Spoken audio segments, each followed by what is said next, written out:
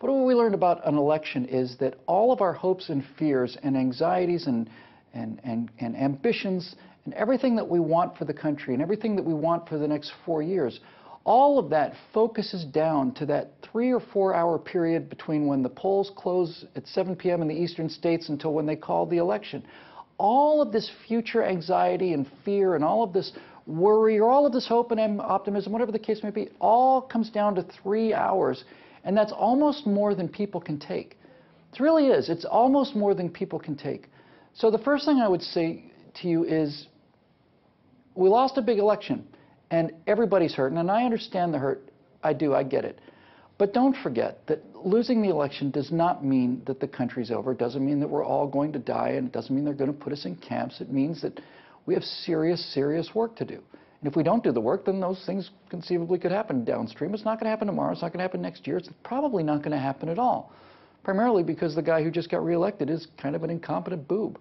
So there's that.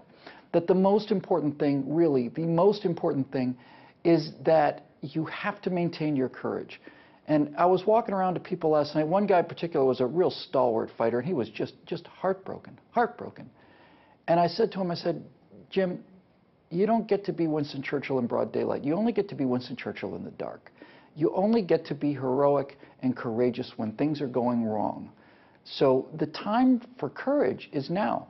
And as I've said many times in this studio, we look back on historical events like the Civil War or World War II or all of these things that were crises in our history, and we look back at them and we think, oh, well, this crisis happened and then we recovered from it, and it seems obvious and it doesn't really seem like such a big deal. But for the people who lived in this country between December 7th of 1941 and the Battle of Midway, 6, 7 months of utter despair, the country's going to be invaded. We're going to be bombed to death. And the Civil War and all this stuff, we've been through worse than the election of a jug-eared narcissist thug from Chicago. And we'll be able to defeat him too. I'm fully aware of the dangers and the threats that are coming, fully aware. We just have to keep on fighting. That's what we have to do.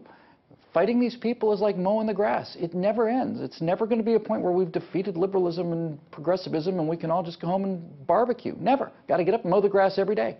That's what I learned from the election last night. I wish it had gone better, but it didn't.